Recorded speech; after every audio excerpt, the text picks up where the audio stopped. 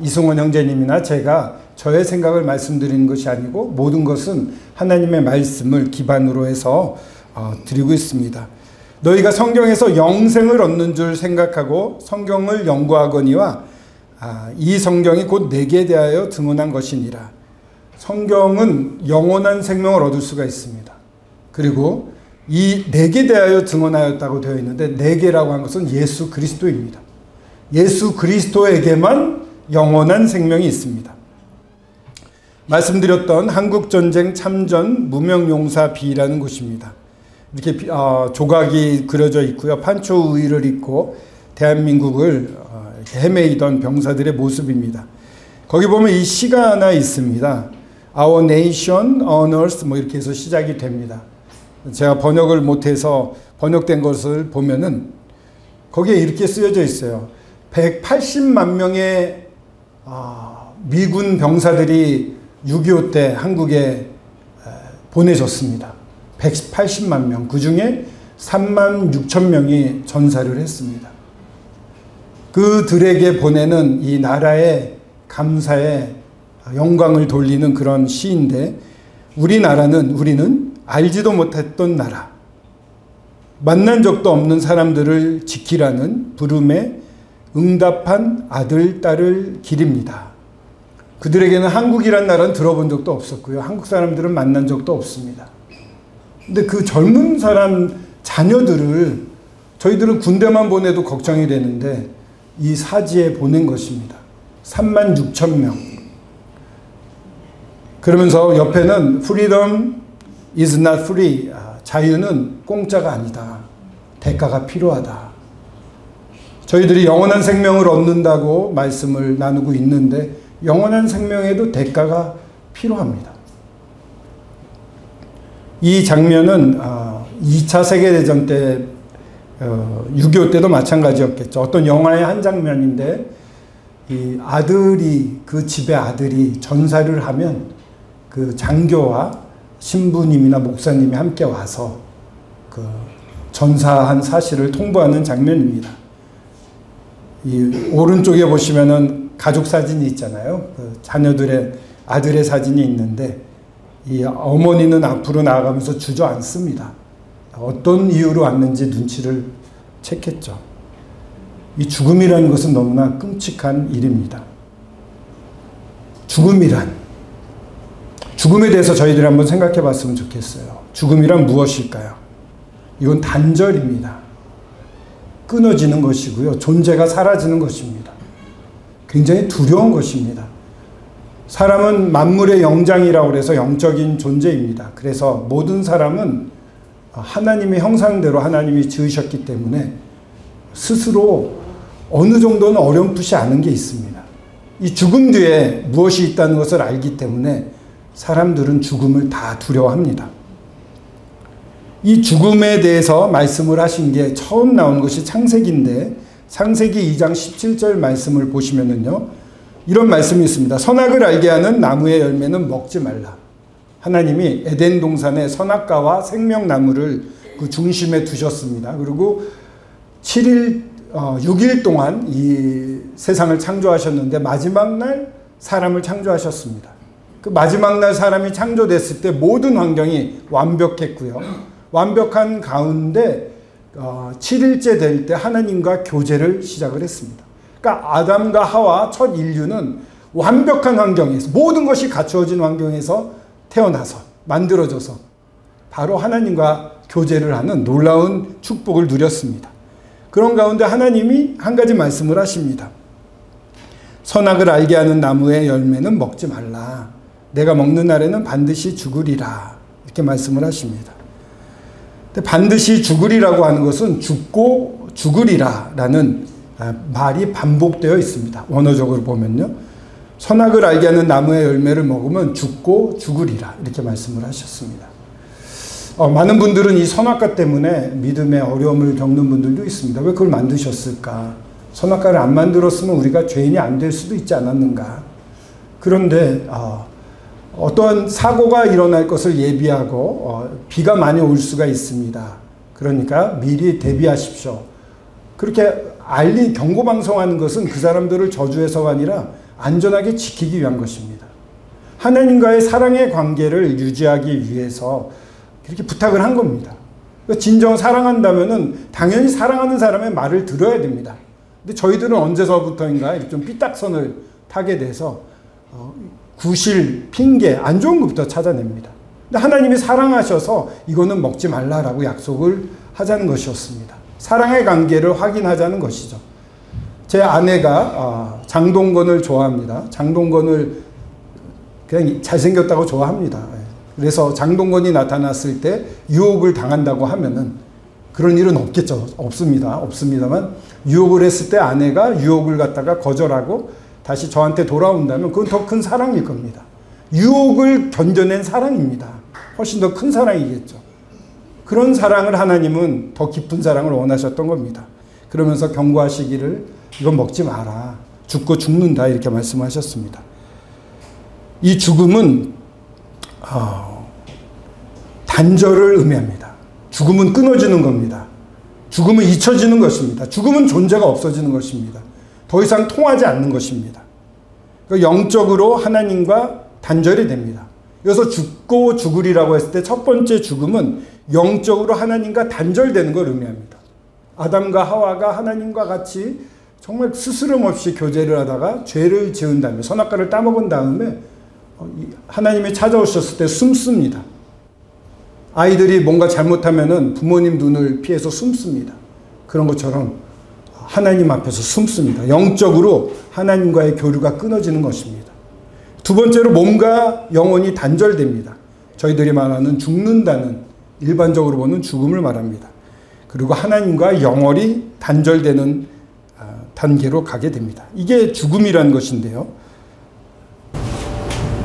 단절이 되고 몸이 단절이 되고 하나님과 영원히 단절이 됩니다. 전 인류가 그렇게 되고 장례식이 저희들이 보는 것이고 하나님과 영원히 단절된다는 것은 무엇을 의미할까요? 지옥을 의미합니다. 다시는 하나님과는 돌아올래야 돌아올 기회가 없어지는 것입니다. 죽음이란 제 암 환자 친구가 있습니다. 그 친구는 혈액암을 앓고 있는데 림프종을 앓고 있습니다. 근데 뭐 그렇게 심각한 건 아니래요. 사기이지만 생존율은 90%라고 합니다. 근데 그 친구가 어느 날 뭐 의사 선생님도 뭐 괜찮다. 이 병은 뭐 나중에 문제가 돼도 뭐 치료 안 해도 마찬가지다 해서 아주 편안하게 생활을 하다가 어느 날 꿈을 꿨습니다. 새벽녘에 이렇게 뒤척이다 꿈을 꿨는데 단절이 되는 꿈. 이 지금 사랑하는 아내, 뭐 가족들과 이게 더 이상 이 가족이 어떻게 되는지를 못 느끼게 되는 상황이 되는 거예요.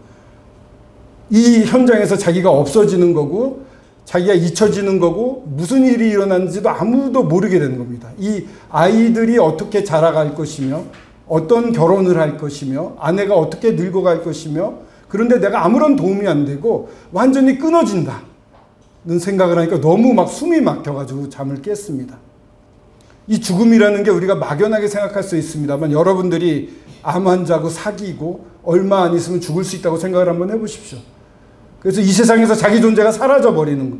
모든 것과 단절이 돼서 사랑하는 사람의 관계도 전혀 알 수 없게 되는 겁니다. 완전 끊어져 버리는 겁니다. 시꺼먼 암흑으로 떨어져 버리는 것입니다. 이게 죽음입니다. 그 친구는 너무 두려워해서 잠을 깼습니다. 아까 다시 한번 말씀드리면 모든 사람이 영적으로 단절이 되어 있는데 태어날 때부터 하나님과의 관계가 죽었습니다. 하나님과 우리 사람을 연결하는 것은 영, 혼, 육이 있다면 영은 하나님과 우리를 연결해주는 기관입니다. 혼은 저희들의 정서적인 것, 느낌 이런 것이고 육은 저희들의 몸, 우리 영과 혼을 담고 있는 이 몸, 육체입니다. 근데 영이 망가지니까 뭔가 텔레비의 안테나 선이 끊어지면 뭐가 나오는데 잘 모르는 거예요. 그러니까 많은 사람들이 종교를 가집니다. 그리고 자기를 위해서 막 빌잖아요. 뭔가 계시는데 몰라서 만드는 겁니다. 죽음에 대해서도 두려워하는 거예요. 죽은 다음에 뭔가 있는 건 알겠는데 뭔지는 모르니까. 자기 나름대로 죽음을 탈피하려고 하는 거죠. 이건 영적 단절입니다. 그리고 아까 말씀드렸던 두 번째 단절은 죽음입니다. 이 몸에서 영혼이 떠날 때입니다. 아주 두렵습니다. 이것도 모든 관계가 끊어지고 모든 사랑하는 존재들과의 연결이 끊어집니다. 고립되고 그들이 어떻게 변해가는지 그들이 어떻게 되는지 도와줄 수도 있고 아무것도 생각할 수 없는 그런데 갇히게 되는 거죠.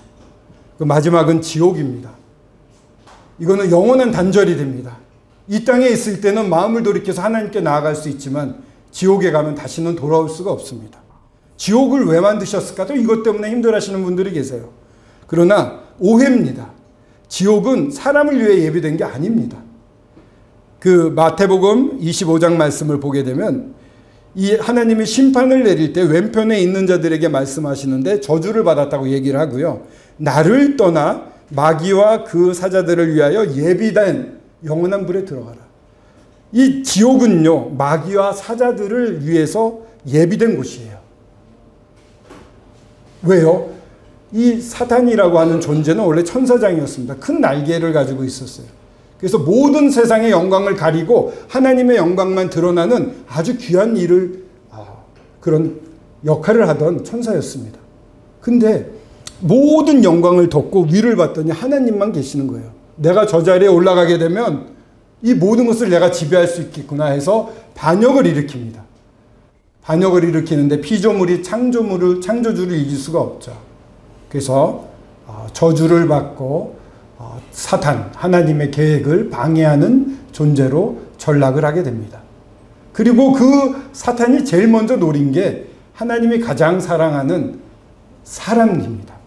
사랑하기 때문에 만든, 사랑의 대상이 필요해서 만든 사람, 하나님이 가장 아끼고 가장 사랑하고 가장 소중히 여기는 사람을 오염시킴으로, 하나님으로부터 떼어남으로, 하나님을 배반케 만듦으로 사탄은 하나님께 복수하고 자기가 이 세상을 다스리려고 했습니다.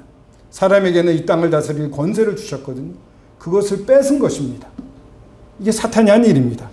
그래서 이 사탄에 대해서 이 마귀가 사탄이고요. 그 귀신들, 영들이 그 사자들이에요. 실제로 존재합니다. 그들을 심판하기 위해서 영원한 불을 예비해 놓은 것입니다.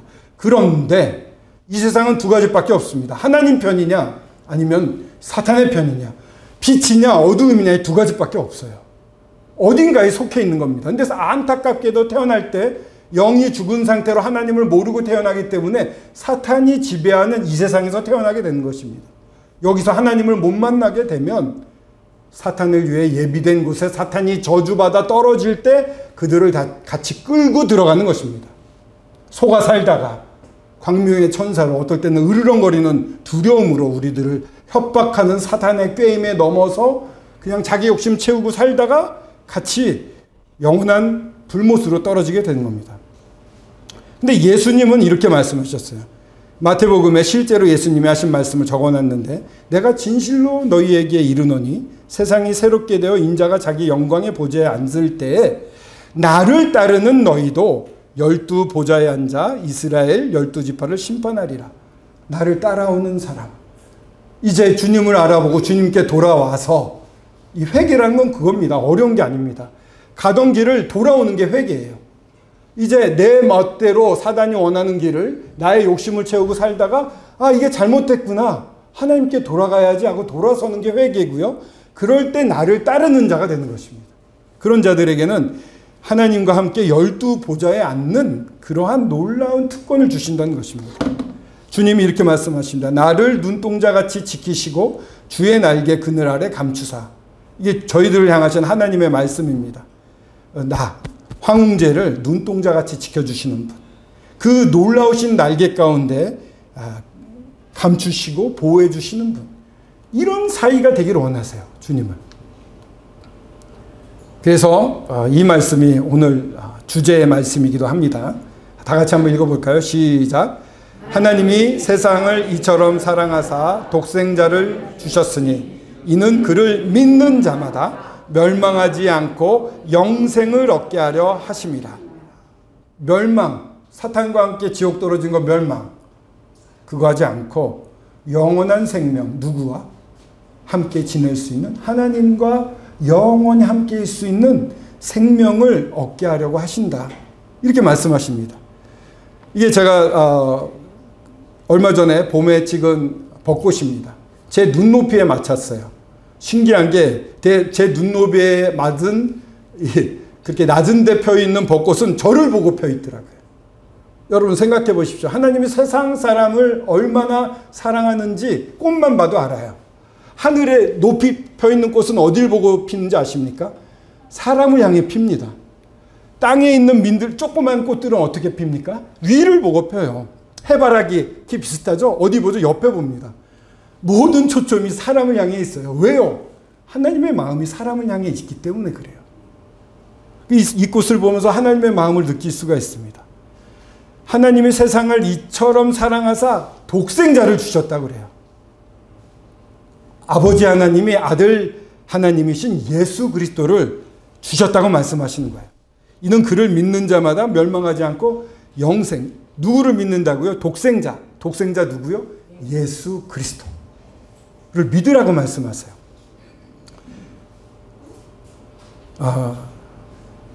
근데 이 놀라우신 우리 하나님과 우리 사이를 막고 있는 게 있습니다. 영혼이 죽어 있어서, 저희 영이 죽었기 때문에 하나님을 인지하지 못하는 상황 가운데 더더욱 하나님과 우리를 막게 된 것이 뭐냐면은 죄입니다. 이사야서 말씀에 너희 죄악이 너희와 너희 하나님 사이를 갈라놓았다. 너희 죄가 그의 얼굴을 가리웠다. 그리고 너희에게서 듣지 않으시게 합니다. 소통이 안 되게 되는 겁니다. 여러분, 가족이 왜 좋습니까? 동료가 왜 좋습니까? 소통이 되는 겁니다. 깊게. 가족들은요, 마음을 터놓고 모든 걸 다 드러낼 수 있는 소통이 돼요. 하나님과도 그런 관계를 하나님이 처음부터 원하셨고, 아담과 하와는 그런 관계로 벌거벗었지만 전혀 부끄러움 없이 아주 깊은 교제를 나눌 수 있었어요. 그런데 이 죄악이 들어온 다음에 하나님과 거리가 확 생겼습니다. 껌껌하죠. 하지만 태양이 있습니다. 이곳의 풍경은 원래 이래야 되는데 이렇게 시꺼먼 죄악이 생기면 태양도 안 보이게 되는 것입니다. 이게 죄 같은 것이 하나님과 우리 사이에 껴있는 모습인 것입니다. 아까 우리 이승원 형제님도 말씀을 해주셨는데 내 백성이 두 가지 악을 행하였다. 하나님이 생각하는 사람에게 있어서 가장 중요한 악 두 가지. 그들이 생수의 근원되는 나를 버린 것. 하나님을 버린 것이 죄라고 말합니다. 믿음은 무엇이고 죄는 무엇일까? 우선 죄를 보면은 죄는 하나님을 버리고 사는 것 자체가 죄라는 것입니다. 하나님을 버리니까 어떻게 되냐면 스스로 웅덩이를 파게 됩니다. 생수를 못 얻으면 사람이 갈급해지잖아요. 물을 얻으려고 노력을 하게 됩니다. 근데 열심히 웅덩이를 파는데 그 물을 가두지 못할 터진 웅덩이입니다. 자, 만족을 얻기 위해서 저희들은 무엇을 합니까? 열심히 공부를 합니다. 좋은 대학을 가고 좋은 직장에 갑니다. 그래서 풍요로운 삶을 삽니다. 그리고 사람들에게 부럽지 않게 좋은 집에 삽니다. 이런 것들이 우리들의 이러한 갈급함을 채워줄 수 있다고 생각을 합니다. 그러나 우리 아시는 바처럼 아주 큰 재벌도 뭐가 더 필요합니까? 여러분, 돈이 더 있으면 좋겠습니다. 이렇게 대답하신 분도 있다고 할 정도로 사람의 이 터진 웅덩이는 채워지지가 않습니다. 그 어떤 걸로도 만족이 안 됩니다. 파스칼이라는 철학자가 얘기했습니다. 사람의 마음에는 하나님의 형상을 한 구멍이 있다. 사람은 이 하나님으로만 만족이 되는 존재이다. 이 말입니다. 생수의 근원을 버리면 그 사람은 영원히 만족을 얻을 수가 없습니다. 계속 뭔가 노력을 하는데 아무것도 결과적으로는 만족하거나 거기서 어떤 결과물로 흡족해 할 수가 없는 것입니다.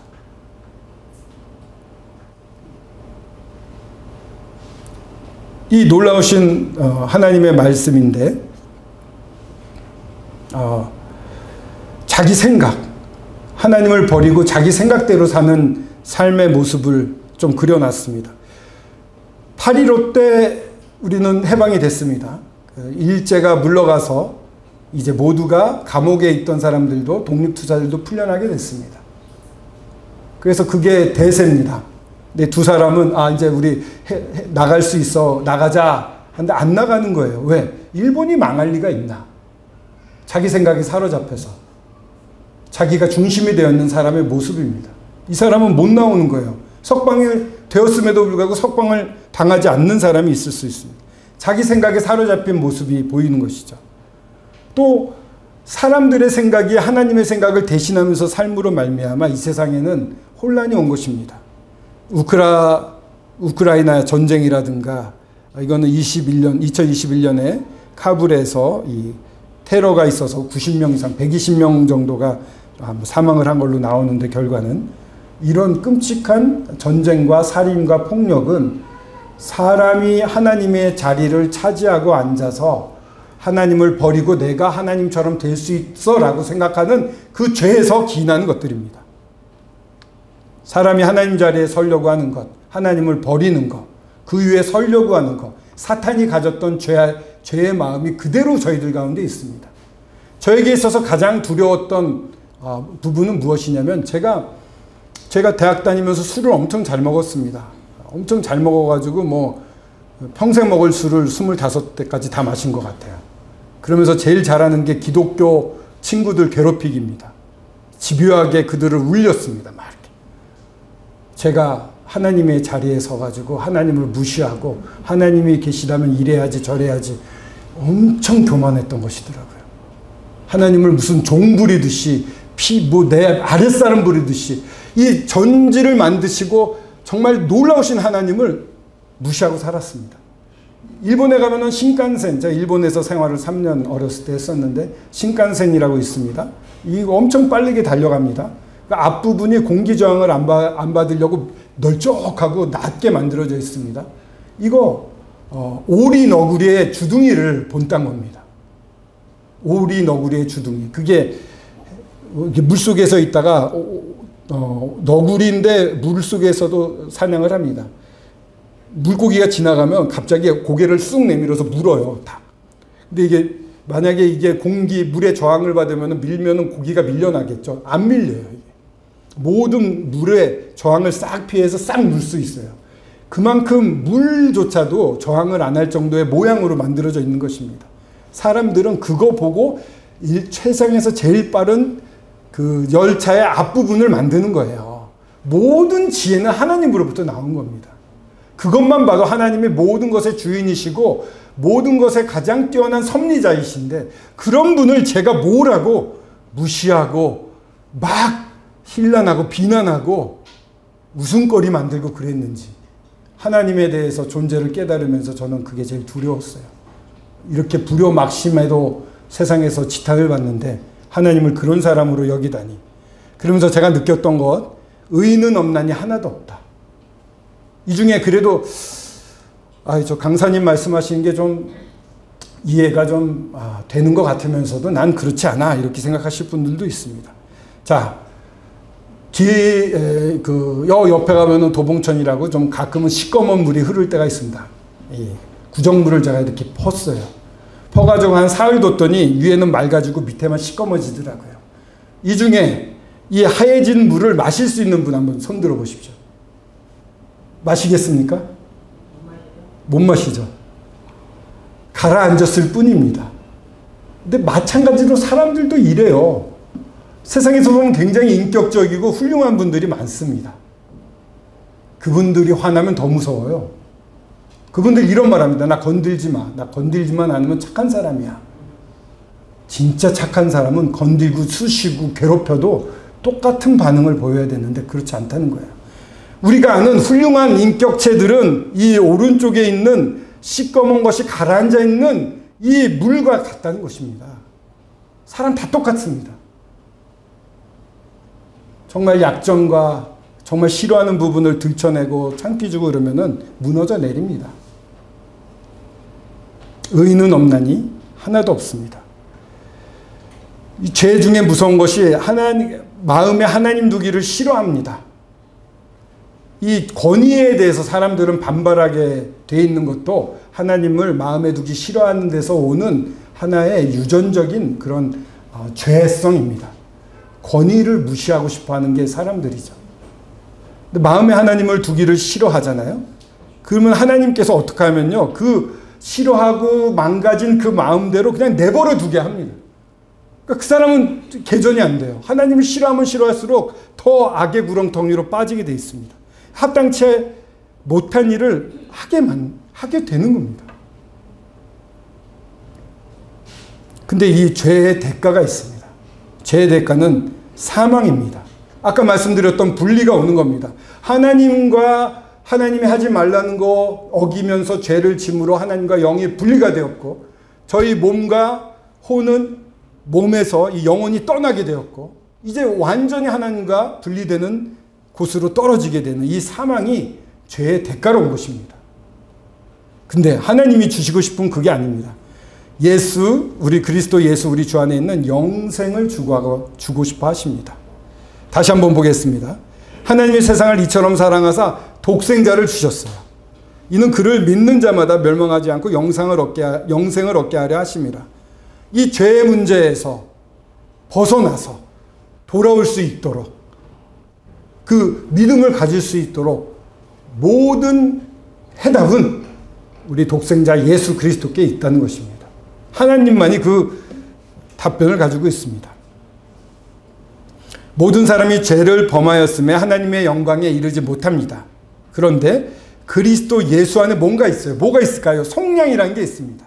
그리스도 예수가 해주신 게 속량이에요. 속량으로 말미암아 하나님의 은혜로 값없이 의롭다 하심을 얻은 자가 되었다.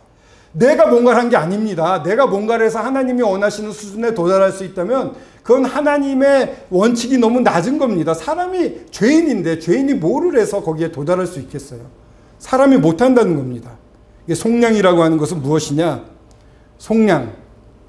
속은 갚을 속입니다. 한자로 따지면 갚을 속인데, 뭔가를 대신 갚아줘서 좋게 만들다, 이런 뜻입니다. 이걸 다른 말로 하면 대속이라고 합니다. 대속. 대신 갚아주다.